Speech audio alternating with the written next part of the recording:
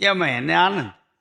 કૂતરું હોય ને એ મરેલા ઢોરનું હાડકું ઢળી જાય એક બાજુ, પછી એને ખાધવા માટે ચાટ્યા કરે, ચાટતા ચાટતા એને પોતાને જ વાગે, અને એ જે વાગેલું હોય ને એમાંથી લોહી નીકળે ને, લોહી ખાય ને ત્યારે એને એમ થાય કે હા આ હાડકાનું કેટલું સરસ મજાનું લોહી છે. પણ એને ખબર છે કે આ કોનું છે?